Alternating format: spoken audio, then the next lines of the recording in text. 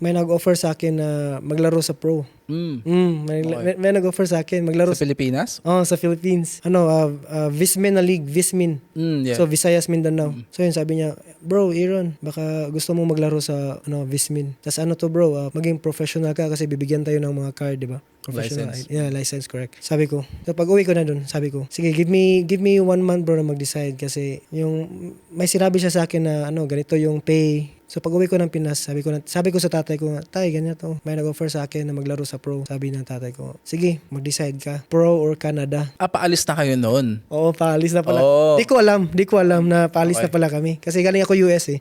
So, while nasa Pilas sila, nagpaplano na pala sila na pupunta kami sa Canada. So sabi niya, sige, mag-decide ka. Canada or basketball. Sabi niya, sabi ko, Canada na lang. Tinanggihan mo yung offer. Tinanggihan ko yung offer. Bakit maganda ba yung offer, bro? Mas maganda yung offer sa Canada. Pero like, yung offer nun, talagang hindi naman siya... Di naman ganun kalaki. Kasi bago lang yung liga kasi. So, first season ata yun. Yeah. Pero yung thought, bro, na magiging professional player ka. Oh, yun nga.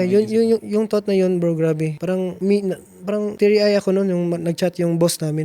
Grabe Lord, no? Kahit di ako nakalaro sa team A, may offer na dumating sa akin na palaruin ako sa pro. So, God did. Kahit pangarap yun ng lahat ng player, bro. Pero Yeah, correct. I guess, wala eh. Iba-ibang walk ng buhay, no? But we need to make a choice, right?